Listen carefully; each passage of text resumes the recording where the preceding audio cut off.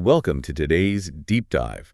I'll bring into a stack of foundational science notes covering the mechanics of chemical reactions and equations. Yeah. And we've got a fantastic expert guide with us today to help decode the hidden chemistry of daily life. I'm thrilled to be here. You know, the real goal here is to understand the why. The why.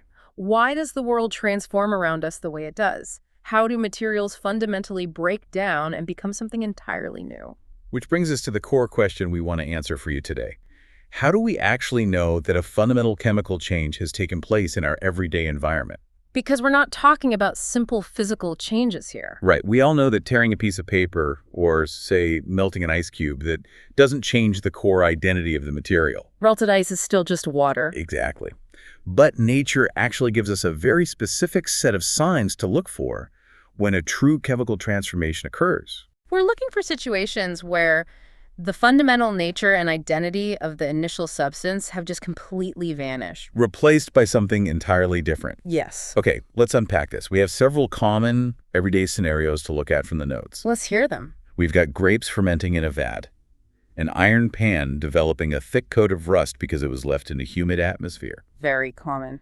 food cooking on the stove, food digesting inside our bodies, and even just a simple, constant act of breathing. And in every single one of those scenarios, a chemical reaction has taken place. The initial substances are irrevocably altered. They are. And to spot these transformations in the wild, there are 4 key physical and visual clues you can look for.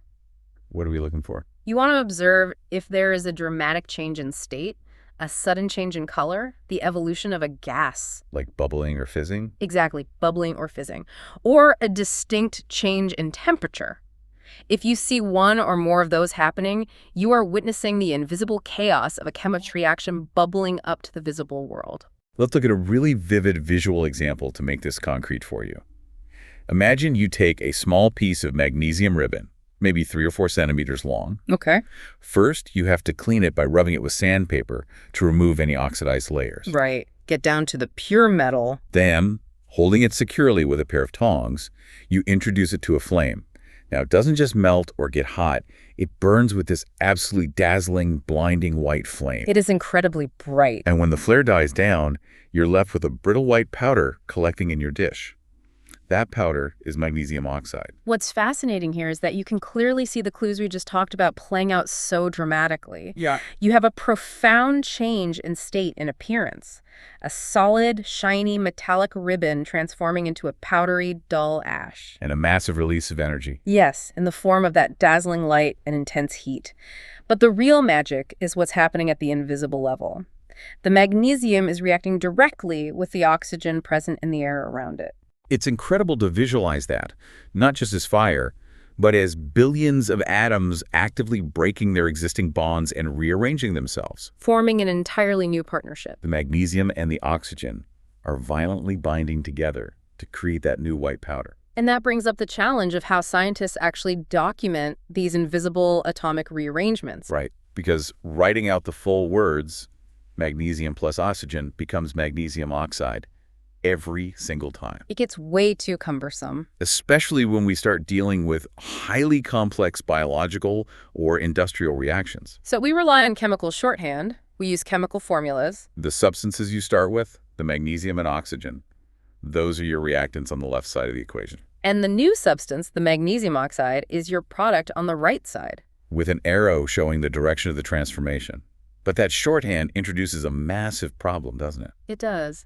If we connect this to the bigger picture, we run into one of the most unbreakable rules in the universe. The accounting rule. Exactly. If you look at that basic shorthand for the magnesium reaction, you might notice a glaring discrepancy. Because oxygen gas travels in pairs. Right. So you have 2 oxygen atoms on the reactant side, but the resulting magnesium oxide molecule only has 1 oxygen atom. We seem to have just lost an atom. And this brings us directly to the law of conservation of mass. Mass can neither be created nor destroyed in a chemical reaction. It is a foundational concept. You can't just magically lose an oxygen atom into the void. The universe demands perfect accounting. It really does. The total mass of the elements present in the products absolutely has to equal the total mass of the elements present in the reactants. So the number of atoms of each individual element must remain exactly the same before and after the reaction takes place. Yes. Because of this strict, uncompromising accounting rule, that initial shorthand we wrote down is what we call a skeletal chemical equation. Skeletal meaning it tells us the core identities of what is reacting, but the ledger is unbalanced. So we have to balance the universe's atomic ledger ourselves. Let's look at the rusting iron scenario we mentioned earlier to see how this works conceptually. Okay. We start with iron and water as our reactants, and they form rust, which is a complex iron oxide, along with hydrogen gas as our products. At first glance, that ledger is completely mismatched. Yeah, you might have one iron atom on the left, but the rust molecule on the right requires 3. The method for solving this is essentially a cascading puzzle. The hit and trial method. Right. You start by looking at the most complex molecule in the equation, the one with the maximum number of atoms. In the case of rust, that's the iron oxide itself, which is really heavy on oxygen. So you go back to the reactant side and multiply the water molecules to provide enough oxygen atoms for the rust. But the moment you do that, you've unbalanced the hydrogen. Exactly. By multiplying the water molecules to get the necessary oxygen, you now have way too much hydrogen on the left side. So you bounce back over to the product side and multiply the hydrogen gas molecules to match. And finally, you look at the iron, see that you need 3 atoms for the rust, and multiply the initial iron reactant by 3. It's just a back and forth process until every single atom is perfectly accounted for on both sides of the arrow. It is a deeply satisfying puzzle to solve once you get the hang of it. But there's one more layer of detail required to make these equations truly useful for scientists and engineers. State symbols. Yes. We add tiny physical state symbols to the balanced equation to give it real-world context. We indicate whether each substance is a solid, liquid, gas, or aqueous. Aqueous meaning dissolved in water. There's a really fascinating nuance regarding that iron rusting equation we just balanced. When scientists add the state symbols to the rust equation, the water reactant is marked as a gas, not a liquid. That tiny single-letter detail is crucial. Why is that? It tells us that in this specific real-world reaction, the iron isn't reacting with a liquid puddle of water. It is reacting with atmospheric moisture. With steam. With steam. Without those state symbols, we wouldn't have that vital piece of context about how the corrosion process actually occurs out in the environment. That makes total sense. So we know how to spot the visible clues of a reaction, and we understand the strict atomic accounting required to document them. Now let's talk about how these molecules actually behave when they interact. The fun part. Reading through the materials, it becomes clear that all these vast, complex reactions basically fall into 4 specific behavioral categories. I like to think of them as the 4 fundamental dance moves of molecules. That analogy provides a very structured way to view the apparent chaos of chemistry. So what's the first move? The first move is what we call a combination reaction. This is exactly what it sounds like. 2 or more separate substances combine to form a single unified product. The notes highlight an incredible real-world application of this regarding whitewashing walls. Oh, this is a great example. You take calcium oxide, commonly known as quicklime, and you slowly add water to it. They react vigorously to create a single new product called slaked lime, or calcium hydroxide. Right. But here is the truly brilliant part. When people use a solution of this slaked lime to whitewash their walls, it doesn't just dry there. No, the reaction continues. Over the next 2 to 3 days, it slowly undergoes another combination reaction with the carbon dioxide naturally present in the air. And this slow reaction forms a thin, shiny, protective layer of calcium carbonate on the walls. And the chemical formula for that shiny calcium carbonate layer is the exact same chemical formula as marble. It is. That is just wild to me. By painting this mixture on a wall, you are essentially synthesizing a microscopic layer of marble right over the plaster. It's a beautiful example of harnessing molecular behavior for human architecture. And going back to the initial step of mixing the quicklime and water, that process releases a massive amount of heat into the container, which brings up an important subcategory.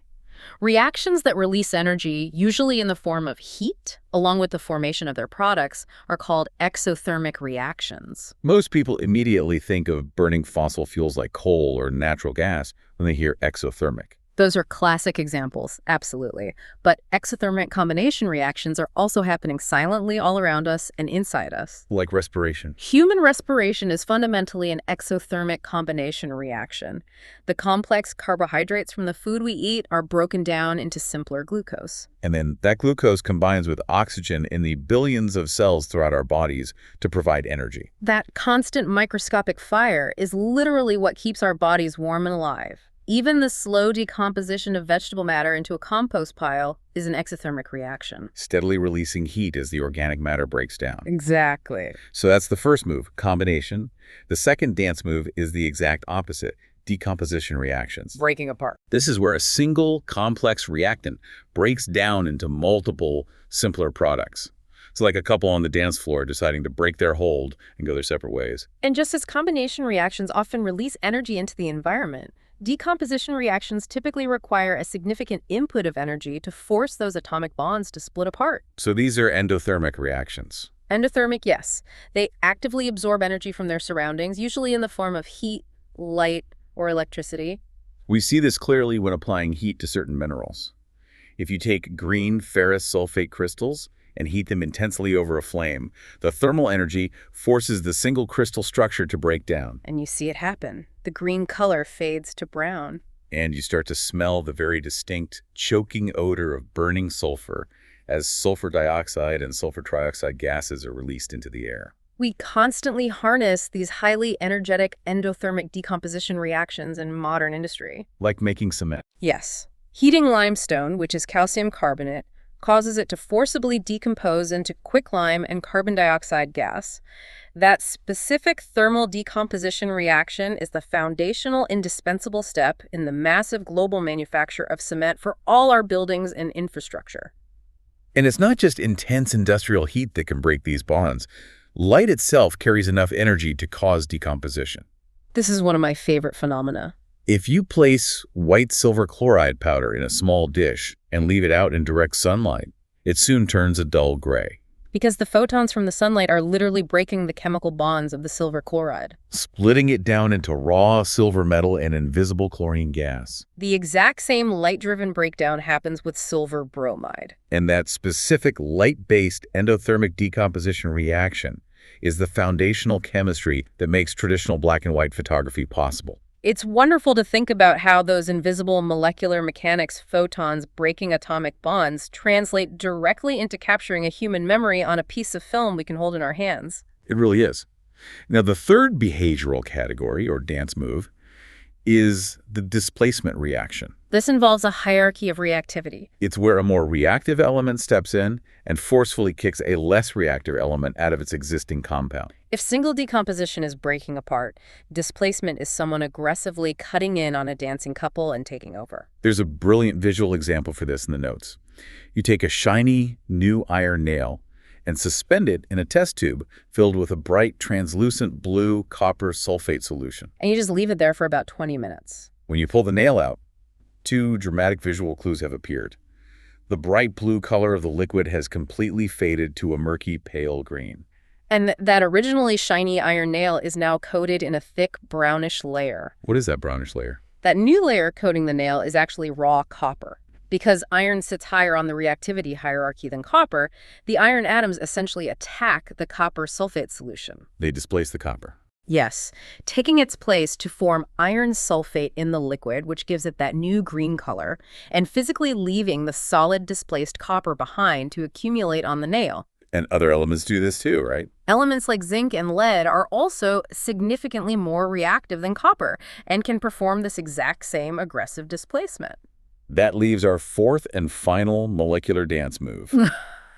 The double displacement reaction. The big swap. If single displacement is cutting in, double displacement is when two pairs bump into each other on the floor and completely swap partners simultaneously. Technically, it is an instantaneous exchange of ions between the two reactants. You can see this happen instantly if you mix a clear solution of sodium sulfate with a clear solution of barium chloride. The absolute second these two transparent liquids touch, a dense white substance forms in the water that refuses to dissolve. That insoluble white substance is called a precipitate. Yes, a precipitate. Any reaction that produces this kind of solid fallout is known as a precipitation reaction. So in this specific exchange, the barium and the sodium rapidly swap their ionic partners. Resulting in that solid white barium sulfate precipitate drifting to the bottom, while leaving sodium chloride everyday table salt quietly dissolved in the remaining water. Here's where it gets really interesting. We've covered the visual clues, the strict atomic accounting, and the 4 main molecular dance moves. Right. Now we're going to dive into the slow burn,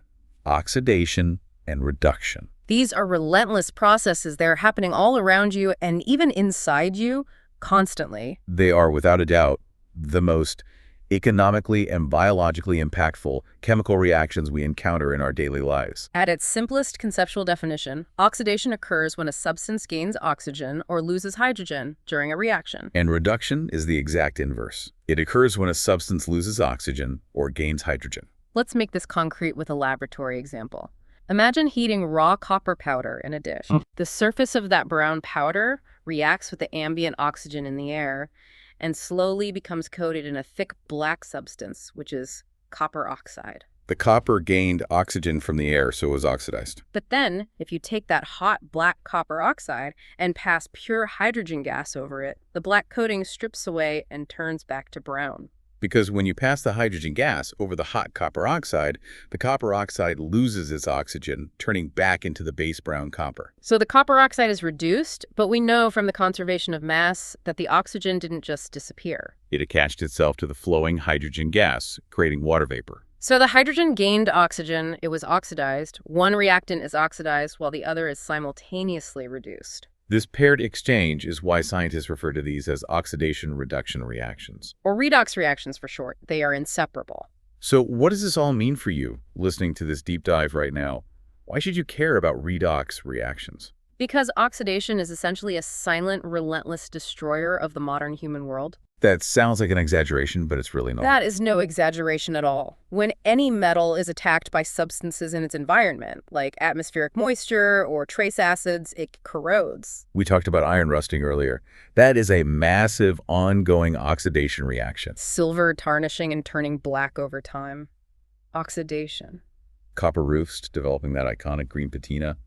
Oxidation. This slow, silent chemical burn causes catastrophic structural damage to car bodies, to iron railings, to suspension bridges, and to cargo ships. The sheer economic toll of corrosion is staggering. Every single year, a massive portion of global engineering budgets is spent simply replacing or protecting iron that has been structurally degraded by the simple, relentless addition of atmospheric oxygen. It's literally eating our bridges and our cars.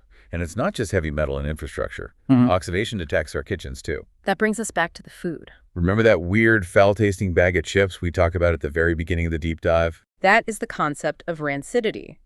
When food materials containing vulnerable fats and oils are left exposed to the air for an extended period, they inevitably get oxidized. When those fats and oils oxidize, they become rancid.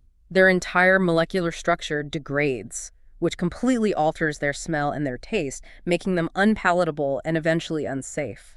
It's the exact same slow chemical burn that rusts a steel bridge, just happening on a microscopic level to your snack food. But food manufacturers have developed some incredibly clever ways to fight back against this relentless atomic decay. They routinely add antioxidants to foods to purposely slow down the redox reactions. Or they rely on vacuum-sealed, airtight containers. But think about a puffy bag of potato chips. You probably thought it was just filled with regular air to act as a cushion to protect the chips from getting crushed in transit. Most people do. In reality, manufacturers intentionally flush those bags with pure nitrogen gas. They completely remove the oxygen from the environment inside the bag and replace it with inert nitrogen. Specifically to prevent the chips from oxidizing and going rancid while they sit on the grocery store shelf. It is a brilliant, entirely invisible application of industrial chemistry designed to solve a ubiquitous everyday problem. By removing the oxygen, they simply pause the redox reaction until you open the bag. Let's recap the incredible journey we've just been on today. We covered a lot of ground. We started by looking past the mundane physical changes in our world to spot the vital macroscopic clues, the dramatic color shifts, the sudden release of gases, the intense spikes in temperature. The things that unmask true chemical transformations happening at the atomic level. We learned that the universe is an uncompromising accountant, forcing us to meticulously balance the atomic ledger so that mass is perfectly conserved across every reaction. We explored the structured behavioral categories of molecules, how they combine to release life-sustaining heat, How they decompose by absorbing the energy of sunlight, how they aggressively displace one another based on reactivity. and how they swap ions to form sudden, solid precipitates. And finally, we uncovered the slow, relentless burn of oxidation and reduction. The inescapable redox reactions that dictate the structural integrity of our steel bridges, the tarnishing of our heirlooms, and even the freshness of our food. If we connect this to the bigger picture, this raises an important question, something for you to mull over after we finish here. Okay, let's hear it. We noted earlier that human respiration is a continuous exothermic combination reaction. The glucose in your cells is constantly reacting with inhaled oxygen to provide the energy that keeps you warm, moving, and alive. Right. If our very existence relies on the exact same fundamental principles of oxidation that slowly rust iron and degrade food over time, then perhaps aging and life itself are simply a lifelong, perfectly balanced chemical equation playing out across decades. Wow. What other invisible slow burns are happening in the room around you right now?